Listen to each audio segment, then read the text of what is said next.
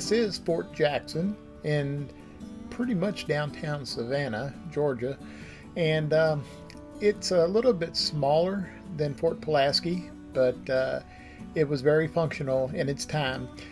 When we visited today, they were actually closed, but we were given special privilege to go in and take a few pictures and some videos. And there is an ongoing shoot here from a pretty popular television show, which we're not at liberty to say what it was or is.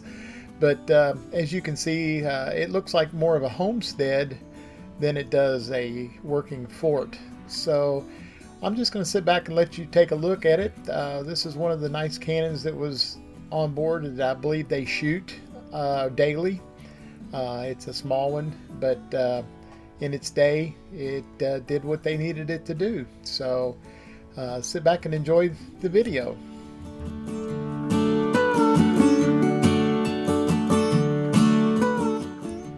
And this part was the upper deck up on top of the wall, which you can see there was other cannon mounts up here, and there is a cannon right here. Very cool cannon.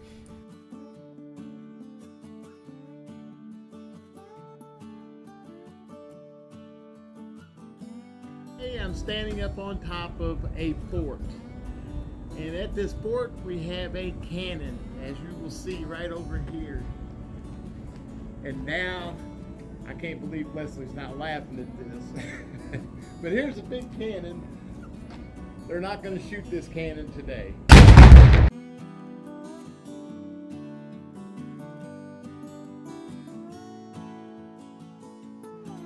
I recorded this, thought it would be pretty cool to see.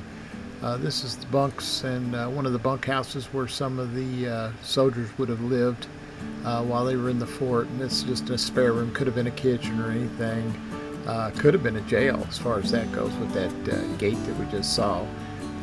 If you read this sign, it did talk like this was a holding cell for the members of the army that got out of line.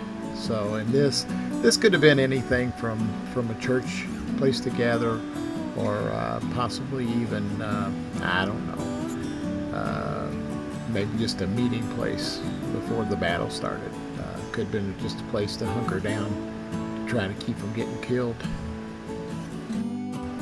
What I did know, or I do know, is that it was pretty cool going through those little caverns, and they pop out in different places. And, hey, who are those folks? Oh, well, it doesn't matter.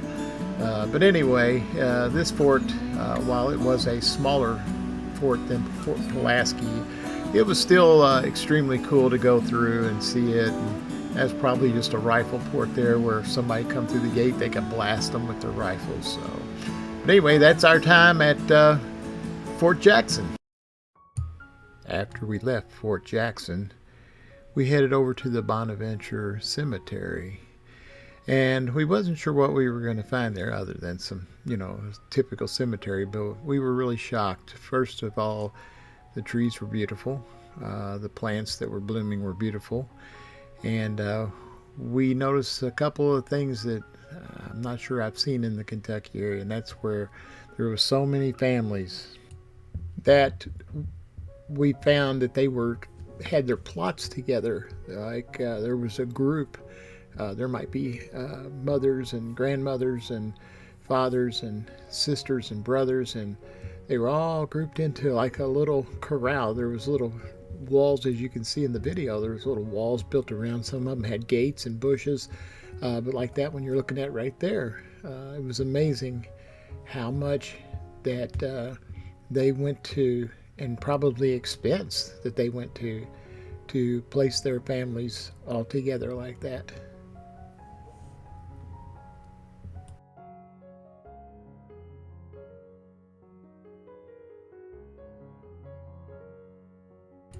There were also some graves that we found where they weren't grouped together, and a lot of individuals.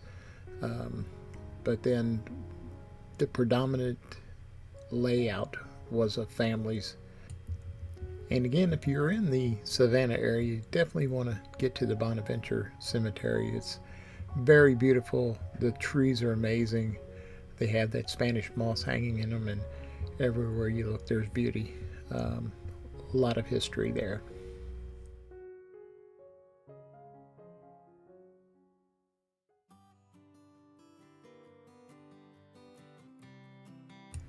Our next stop was down at the riverfront in Savannah, and we saw a lot of really cool things there. A lot of them we didn't get on film, but one of the things we did see was the big giant ships that were at port there, offloading or onloading, we're not sure which. But for me, that was a real highlight, seeing those giant ships. We also seen the Georgia Queen, which is coming up here, right there, the Georgia Queen. And it was similar to the Delta Queen and the Belle of Louisville that we see on a regular basis. One thing about Savannah's waterfront, when you're down there, there's lots of parks. The flowers were blooming when we were there. Lots of military, Civil War history in the parks, but also the houses are absolutely gorgeous. That would have been one of them things, if we were 20 years younger, we could have walked up and down the streets admiring the architecture of these homes. But it was amazing getting to see them as we rode past up and down the streets. It was a real thrill to see those beautiful homes and how well they're kept up.